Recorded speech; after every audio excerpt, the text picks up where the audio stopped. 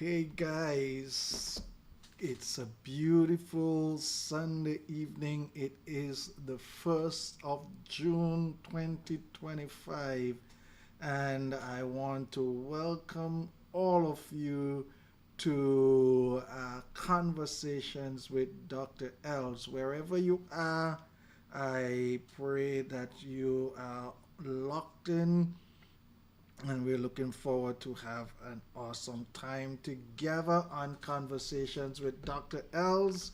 So I I am really looking forward for a good time with you today. Want you to just find someone, let them know Conversations with Dr. Els is on, and would be on for the next 45 minutes or so. And so I'm looking forward for you to see you guys on. Share it with somebody and let them know that Conversations with Dr. Els is on. We are in the month of June, beginning June 1st, and June 15th is Father's Day, but not only that, June is designated as Men's Health Month. And so we are going to talk all things men for this month of June. And hey, you know, let your friends know if you have a male in your life. We're going to talk about all things men. And just to show you this evening, we're going to be talking about the essence of a man, part one. The essence of a man. Next week, God's willing, we're going to continue on part two, the essence of a man. And we are going to, on the 15th, we're going to just shout out our fathers.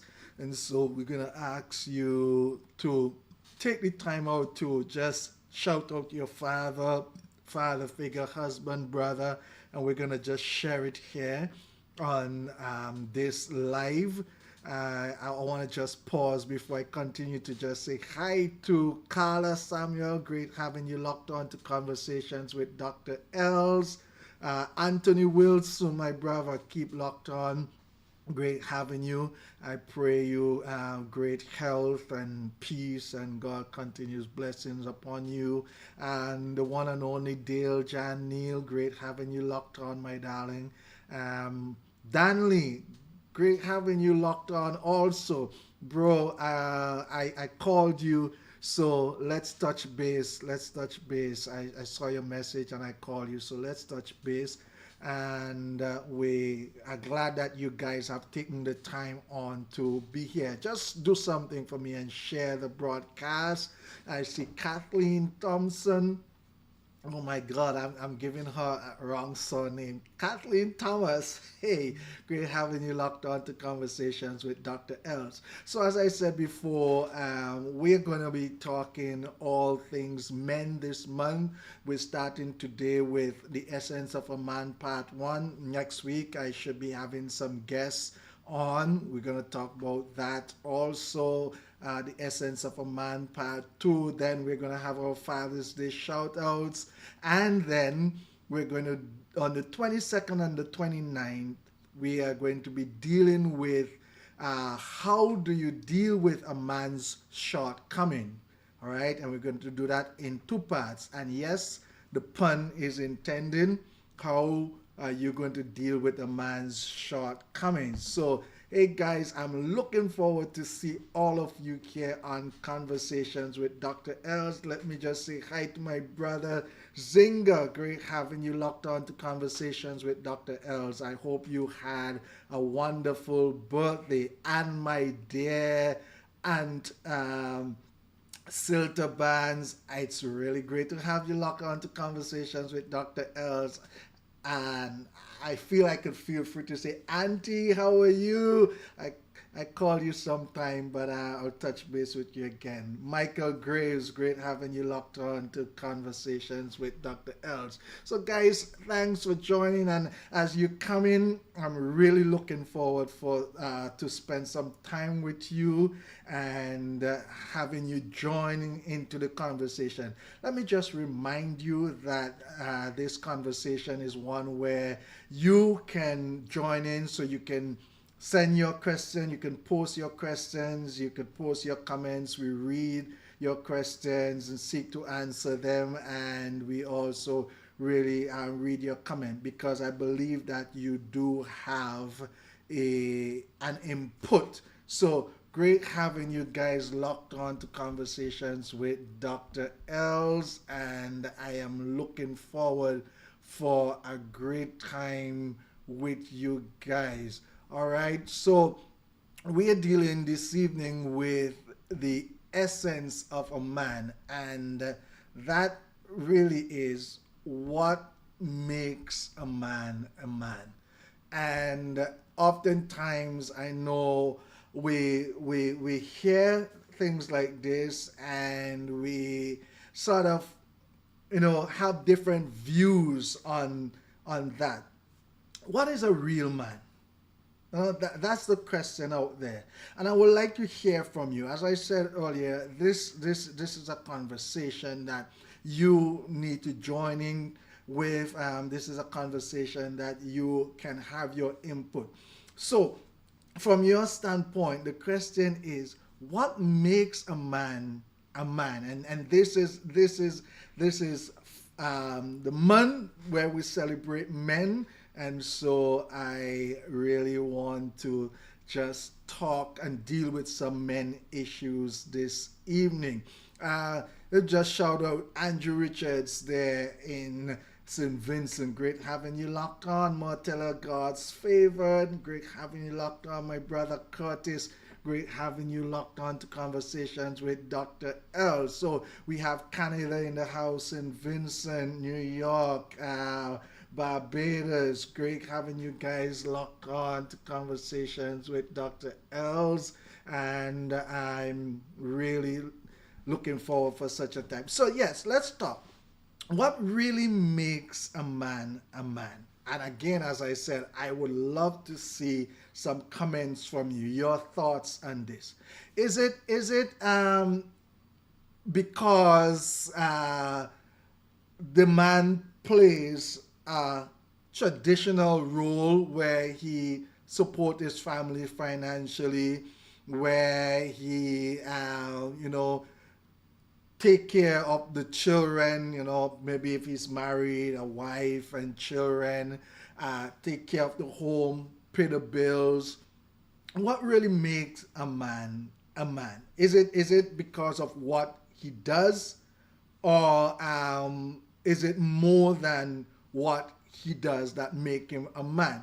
So we see Lester Eiffel, great having you locked on. I believe you could help me answer this question. What makes a man a man? And for you ladies, I think this would be important. What is your view of a real man? Who is a real man? I see one of my past student or mentor, Branca. Great having you locked on to Conversations with Dr. Els. All right. And so the question is it because a real man is a man who provides for his family? Is a real man a man who, pay the bills? That does it really matter? All right. And so we start seeing some comments here, and I see what someone say is specific biological makeup, and that's a good answer. Is it just a biological makeup? Your biological makeup that really makes you a man, or is it more than that? Right? And so for those of you who came on, this is just part one of this topic, the essence of a man. And next week, God's willing, we're hoping to have some guests that we can interact some more and talk about what makes a man a real man. All right. And the thing is, a real man, is he because of what he does, or is it more than what he does that make him a man? Is it because he has the male physique? Does that make him a real man?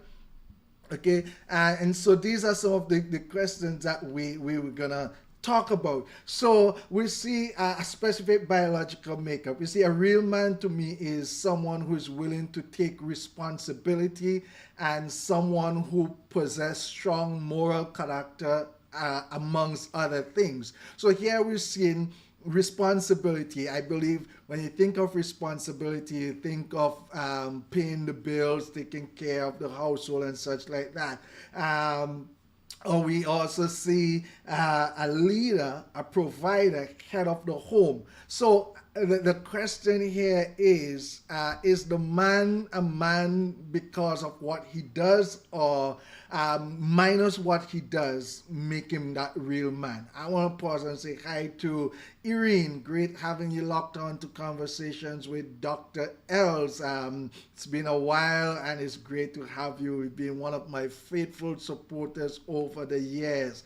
And I want to just say hi to truly blessed Lovrens, great having you locked on.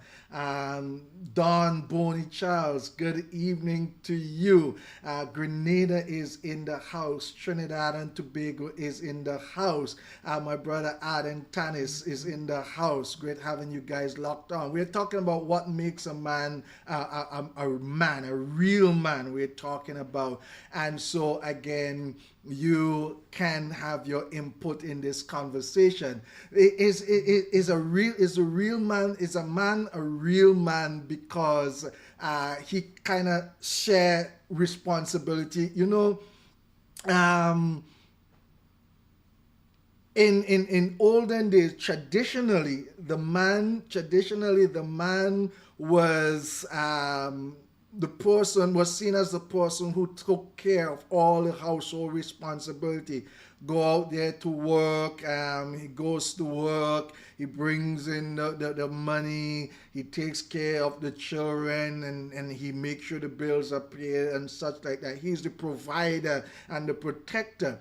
As we continue along life, we also recognize that now a more contemporary role here is a man who shares the household responsibility, because we do have women who believe that you need to go out and I need to go out and work too, and so we share the responsibilities. So let's look at it.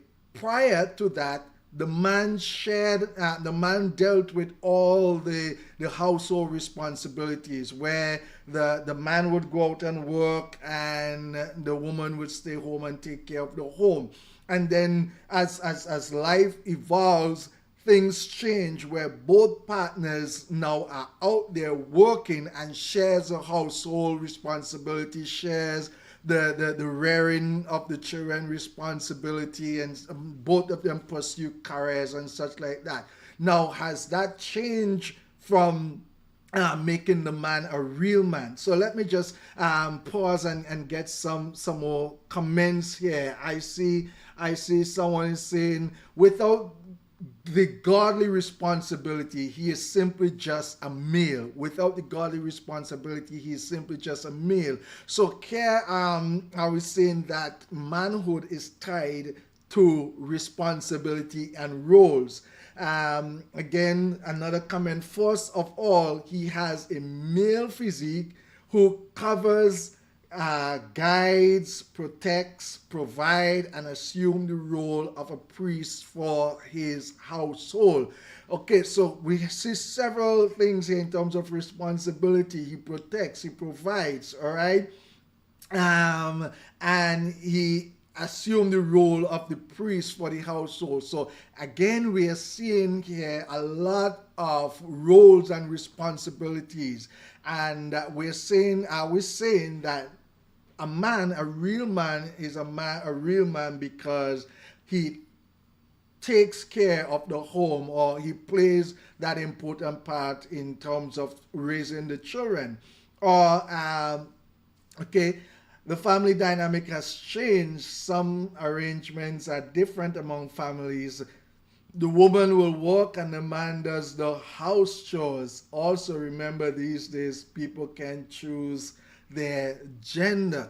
And these are some important things that we will talk about, because that is the next thing that I want to bring up. And you said it so eloquently, Mortella, that roles have changed. And so the question is, since we've changed from the stereotype that was there as the man the breadwinner and the woman the nurturer, now in many cases the man decides to take on the role of the nurturer, all right, caring for the children, staying at home while the wife goes out to work. Does that make him less of a man or less of a real man than he is if he was the one that goes out? These are some things that we grapple with. These are some things that we need to talk about. These are some things that we have to spend time really dealing with. And I want to just take a pause here and let you know one of the things that I will be dealing with. God's willing, I know we're about 6 months out, right? But I felt God spoke to me, and I think I was kind of disobedient back then, to raise 1,000 men, gathering 1,000 men to pray on the first month of the year 2025 for their families. And so we will be working on that. And for those of you males who are here, I want you to already, think about that. We want to gather 1,000 men where we will pray for our families in 2026 in the month of January.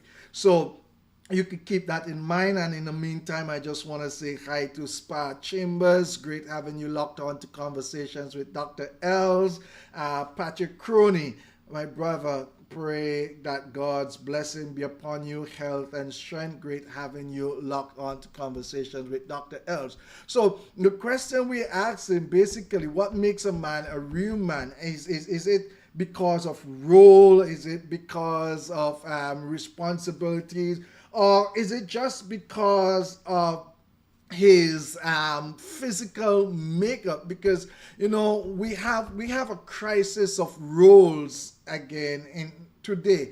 And the fact is, with all that is happening in our world, there are many young people who are growing up and are questioning their manhood or their maleness and such like that.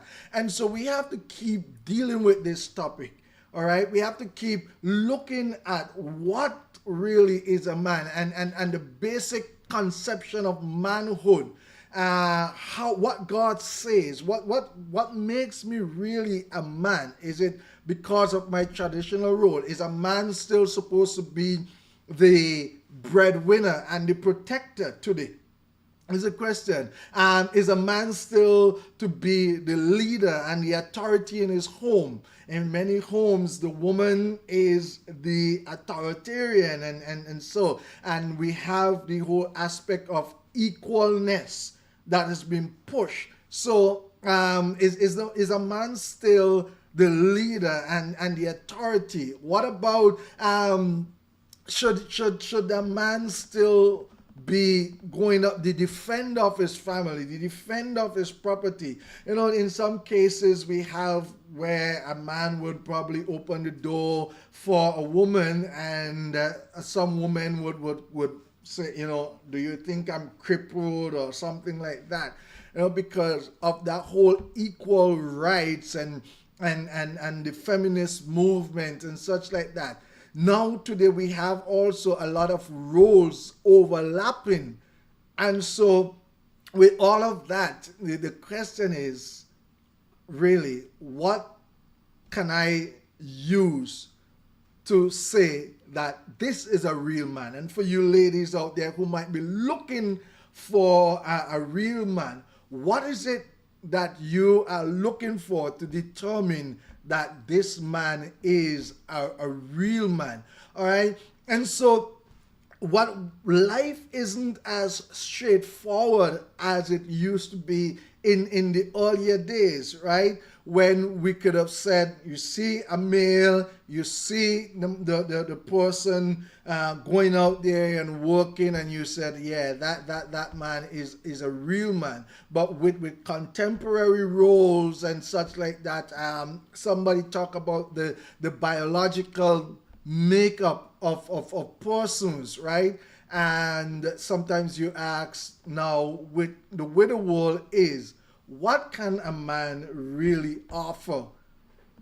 Because it's like whatever a man can do, and that's what they say, whatever a man can do, a woman can do, and some women would say even better. And so where is the role of the man in all of this? Okay, I believe, and this is my thesis right here, I believe that what makes a man a real man is tied to his purpose. All right? What makes a man a real man is tied to his purpose. Just pause and say hi to Brian Burke. Great having you lock on to conversations with Dr. Els. And so when we're talking about a real man, we have to talk about their role versus what their purpose is. And I think Lester brought this up in terms of without the godly responsibility, he is simply a male. So it ultimately comes down to the purpose. What males use to determine their self-worth and their identity. So, am I a real man because of what I do? Or am I a real man because of who my identity is and my purpose? All right? Because like I said, roles have changed, and so we can't stick to a lot of the traditional roles right now.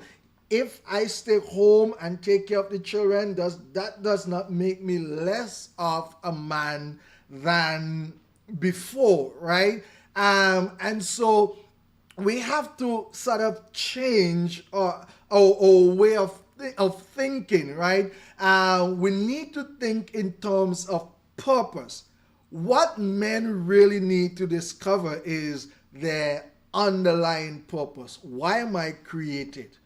And yes, we see that we'll see roles and responsibilities involving that. But the question we have to ask ourselves is, why was I created? Think in terms of purpose rather than in terms of role, right? And oftentimes, we deal with the position and such like that, and we have sort of a lot of dilemma. But if we look at this, what is my worth based on God's purpose for my life rather than what society's role is? What is God's vision? All right? And so it's very important that we understand our responsibilities in the vein of what our purpose is. All right? So if we look at that, a real man is someone who knows the reality of who he is and who lives out that reality. All right. Okay. And so I see, let's say, Christian context.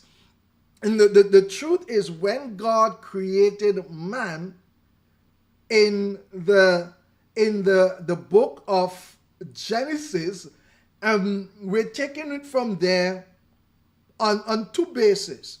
One, that Genesis being the foundation, from a Christian perspective, we believe that God created man and man did not evolve.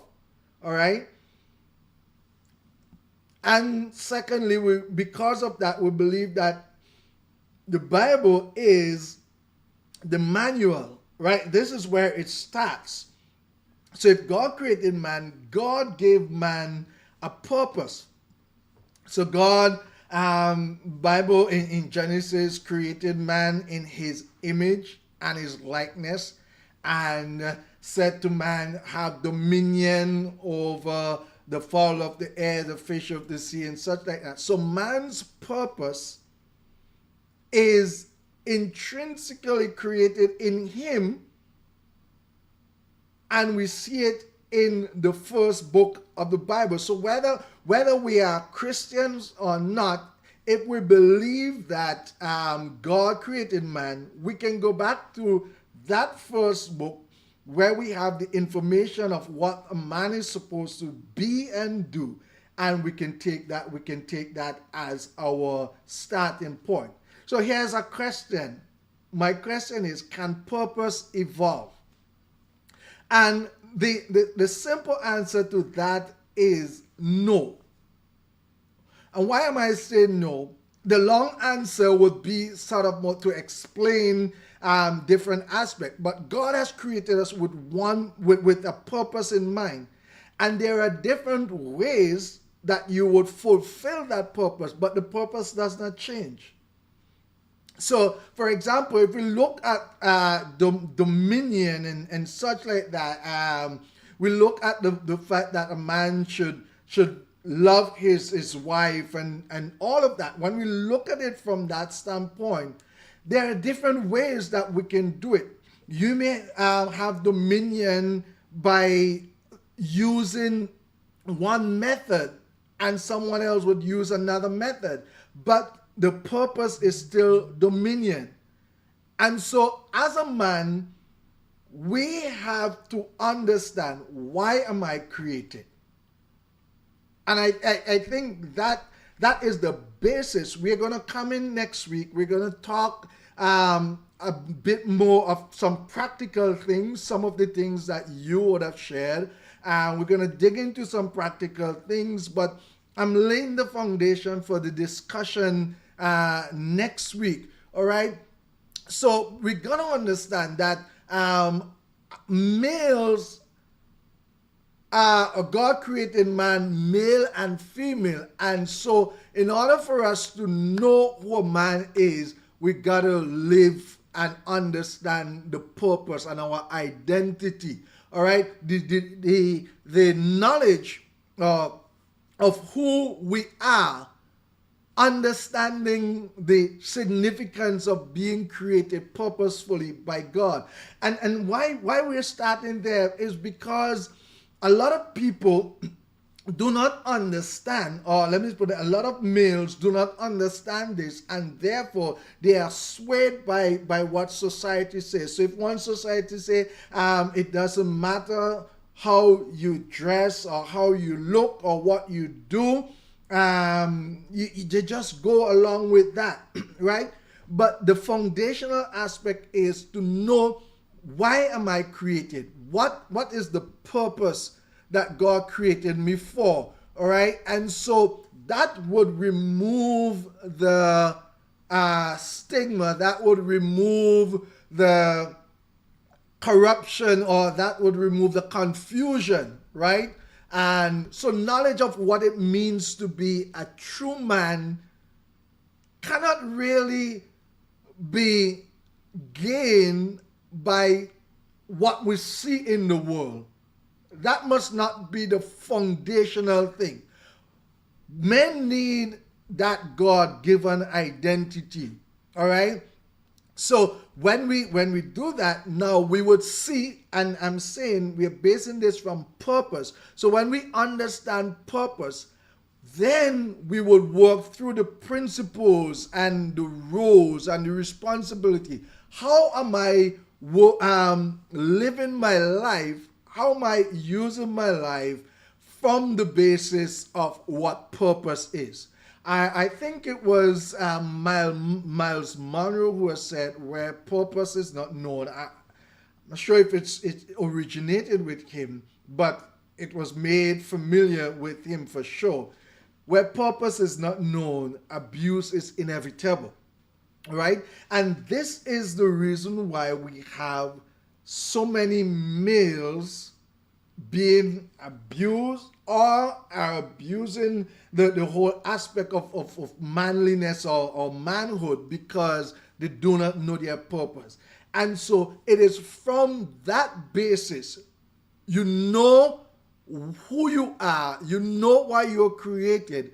It is from that basis that you can determine, these are the things that I need to do, or these are the things that makes me a real man. This is how I live out my manhood. Let me just pause and say hi to Junan Millington. Great having you locked on to Conversations with Dr. Els. All right. And so we're gonna walk through some of this next week, God's willing, and we're gonna talk about how do we fulfill purpose. We're gonna look at some principles, some practical ways of fulfilling purpose, of living a life that shows a real man. And I know that I have many friends out there, many female friends who are looking for a real man. All right. Let me just say hi to Natasha Edwards. Great having you locked on to Conversations with Dr. Els. Carol Esther Henry. Great having you, my schoolmate, locked on to Conversations with Dr. Els. All right. We're talking about the essence of a man. And for those of you who join me, I just want you to know for this month, the month of June, we are going to be dealing with men issues. So we're beginning to lay the foundation today with the essence of a man. What makes a man a real man? Next week, we're going to continue this and we're going to have some guests joining us. And we're going to really talk about some practical ways of determining and showing the realness, if you want to put it that, of a man. Okay. Then on the 15th, we're going to do some Father's Day shout outs. I've asked my son to join me on that program, and I'm looking forward for a great time. You too can just send your shout out to your significant other, your father, your brother, your husband, or whoever male in your life that has contributed. All right, on this program, we will shout them out for you and with you also. And then on the 22nd and the 29th, we want to deal with a man's shortcomings. How do we deal with a man's shortcomings? And as I said earlier, pun is intended, and so I'm looking forward for those programs, and I want you to join me next week and the following weeks as we deal with these men issues. All right, and I'm looking forward to having a good time together. So in laying the foundation, I'm saying that what makes a man a real man is fulfilling his purpose, is understanding and fulfilling his purpose, is knowing identity. All right? Because, just starting with roles and responsibilities, this is why we have such chaos with that, because roles and responsibilities have changed over the years. We had the traditional roles. We have where the man went out and worked and the woman stayed home. Now we have things where both persons would go to work, or the man would stay home. And in some cases, people are confused about what makes a man a real man. And so we want to dig into that next week. Some people believe having nice cars and such like that, and gadgets, and some men believe that, hey, being macho, the macho man, and they've learned manhood from the wrong place, and so they live out that. Some men believe having dominion means dominating their spouse or the significant others and such like that. So we're going to want to deal next week with some practical aspect of manhood and what makes a man a man. So I'm looking forward to see you guys next week from 6:30 p.m. Eastern Standard Time as we discuss that. And I want you, ladies, I want you to share what you think makes a man a real man, and how the significant males in your life is living up to their responsibilities. You know, we often hear about men in prison and men who are not living according to their responsibilities, and men who are out there not doing what they're supposed to do. Let's talk about really what is it that they're supposed to do, because I believe in some cases it is because they do not understand their responsibility. So knowing and fulfilling your purpose. And I don't want to just sound theological, but I am and theoretical, but I'm laying the foundation here. All right. So it's in knowing and fulfilling your purpose is the only way to really know or live as the man that God has created you to. And let me just say hi to Amanda Duncan. Great having you locked on to Conversations with Dr. Els. Hey, is that my cuz? Great having you locked on. Cassie Arthur, great having you locked on to Conversations with Dr. Els. So all of you in the house from St. Vincent, Barbados, Trinidad and Tobago, Grenada, Canada, the USA, wherever you are, and wherever you would watch this conversation, even after we finish our live, let me say hi to you. And it's great having you, my brothers and sisters over there in the Africas. I know, great having you locked on to Conversation with Dr. Els. So here, I want to say manhood is demonstrated.